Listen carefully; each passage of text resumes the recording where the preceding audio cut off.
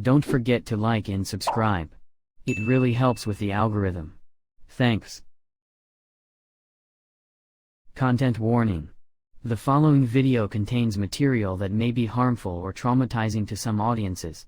Viewer discretion is advised. Joseph Orbeso, 21, and Rachel Nguyen, 20, were two inexperienced hikers who went missing on the 27th of July 2017. They were last seen when they left an Airbnb rental and went hiking in the Joshua Tree National Park. Although Joseph and Rachel dated in the past, they were no longer in a romantic relationship. Friends and family members described their relationship as close friends. Authorities were notified of their disappearance on the following day when the couple failed to check out from the rental property, and several items belonging to them were found in the room. The authorities searched the area and found Rachel's car and a footprint near Joshua Tree's maze loop. There were some footprints, and we found them in sporadic places through intermittent areas through the park. One thing that will happen when people are in heavy heat stress and lost, they'll start taking off pieces of clothing. We haven't found any of that thus far. Most of our visitors that do get lost, they go out in the evening and they get turned around on a trail. It gets dark on them. They'll huddle down for the night, and then they can find the trail the next morning when the sun comes back up, and they can get themselves out. We have identified areas that we feel that they could be in. These areas are extremely rocky, very hard to get around in. There are a lot of holes that they may have slipped down if they were off trail and could be down in. Yeah, we want to let Joseph and Rachel know that we love them, and hopefully we will find them soon. To hang in there. We love them very much. Like if you see a rock, like a shaded area, let's look under that. Just if you could smell anything, see any tracks, whether they're human or animal, that's good to see. If you see any carrion birds, that's something to keep an eye out for. At first, over 250 professionals and volunteer search and rescue members joined the search. But the terrain was so rough that more than 10 of them suffered injuries. So after analyzing the risks and taking into consideration the low probability of finding the couple alive, it was decided to scale down the search to small weekend teams. We will continue to do a limited search inside the park, but at this point, we have definitely moved from the search effort to the recovery effort, which means we believe they perished somewhere inside the park, said David Smith, the park superintendent. There's a small chance they are somewhere outside of the park, he added. The families and many of us are pinning our hopes on that. Again, if you have bring as much water as you can and just be careful. When the young couple first went missing, the Orbeso family hiked with the searchers for 12 days straight to assist in the search. Then Joseph's father, Gilberto Orbeso, returned nearly every weekend to support the search team. Physically, it's taken a toll, but I still feel like I need to come every weekend until we find something. The last time I was with you guys, we did this.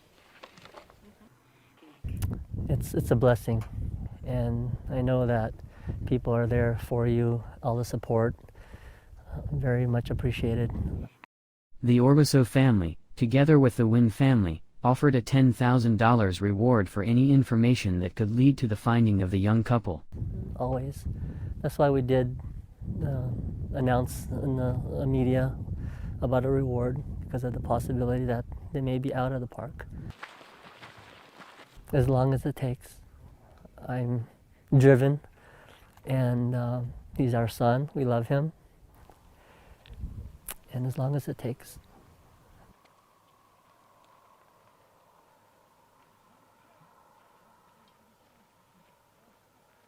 On the 15th of October, nearly 3 months after they went missing, the bodies were finally found in an interlocked embrace. They were under a cat's claw tree, and against a canyon wall, seeking shelter from the heat of the sun. The autopsy revealed that both died with gunshot wounds to their heads. Joseph killed Rachel and then turned the weapon on himself. The gun used to commit the killing suicide was a .40 caliber Magnum revolver that used to belong to Joseph. The gun was registered in his name due to his profession, He was a security guard at the time of his disappearance, and he had brought the gun with him just to be used as protection. Besides the gunshots, the autopsy also revealed that Rachel had suffered a serious injury to her head. It is believed that while they were climbing a rock, she fell and injured her head. Joseph stayed with her and took care of her until the end. His shirt was wrapped around her legs to protect her from the sun, and her shirt was wrapped on her head to serve as a bandage. The fact the couple had rationed their food and water, and sought shelter under a tree indicates their initial intention was to survive the ordeal. Friends and family members believe the murder-suicide was an act of desperation, not anger. The sympathetic killing-suicide only happened when the young couple ran out of food and water, and they had lost all hope they would be found on time to be saved. Some additional details involving the killing-suicide raised some doubts about the incident. Such as, the bodies were found only 2 miles away from where they had parked their car, and hallucinogenic drugs, cannabis, and legal marijuana were found together with the bodies. The toxicology report revealed that Joseph hadn't consumed any drug at the time of his death, but traces of cannabis were found in Rachel's system. Yet, despite these elements, the investigators designated to the case said there was no proof or reason to suspect that foul play had occurred. Joseph's father was among the team of rescuers who found the bodies on the 15th. He said, "I feel that we have closure and we know we found them. That was our main goal, was to find them, hope they can rest in peace now." Later, he added, "Our families send our deepest condolences. We are all very fortunate and relieved to have a proper and peaceful memorial service for Joseph and Rachel. God bless both of them and all the people they have touched." A relative of Rachel said the family was grateful to officials and volunteers with the Joshua Tree Search and Rescue, and all others involved in the search efforts. "We are humbled and grateful for the outpouring of love and support from the public," he said. "We thank God that we'll be able to give Rachel a proper burial and lay her to rest." He also added, "Her parents, and myself are united, believing in the detective's accounts of this being a sympathetic murder-suicide. We hold no grudges against Joseph or the Orbeso family. We extend our heartfelt condolences to the Orbeso family, and they will remain in our prayers." It helps knowing that she wasn't suffering alone. Joseph was there till her last breath. It was an act of compassion. We hold no ill will with Joseph or his family. It's definitely a relief that today we're able to celebrate her life, grieve, and give her a proper burial. I have started this YouTube channel mainly to promote my work as a writer. If you like reading, I would like to suggest to you my first novel, Those Who Have Returned. It's a supernatural horror drama. Or, if you like my content, you can also subscribe or support me on Patreon so I can keep doing more videos. Thanks for watching the video until the end.